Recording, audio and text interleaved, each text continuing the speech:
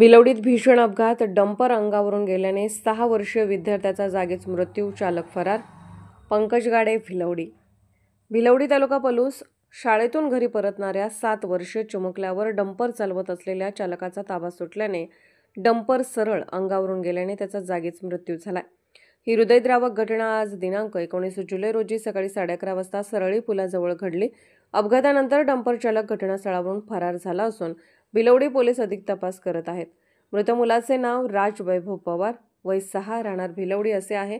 तो भिलवडी येथील खाजगी मराठी प्राथमिक शाळेत इयत्ता 1ली मध्ये शिक्षण घेत होता.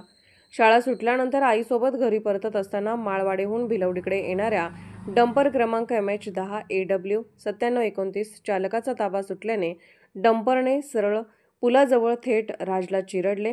या अपघातात त्याचा जागीच मृत्यू झाला. घटनेनंतर इनामुल सुतार यांनी गंभीर जखमी अवस्थेतील राजला तातडीने दवाखान्यात दाखल केले, मात्र डॉक्टरांनी तपासणी अंती त्याला मृत घोषित केले. या अपघातात रस्त्याच्या साईडने चालणाऱ्या 3 मुलं, 2 महिला आणि एक 4-चाकी गाडी थोडक्यात बचावली, अन्यथा मोठी जीवितहानी झाली असते. या दुर्दैवी घटनेने संपूर्ण भिलवडी गावावर शोककळा पसरली आहे. निष्पाप बालकाच्या अकाली जाण्याने सर्वत्र हळहळ व्यक्त केली जात आहे. भिलवडी पोलीस ठाण्याचे अधिकारी अपघातानंतर पसार झालेल्या डंपर चालकाचा शोध घेत असून अधिक तपास सुरू आहे.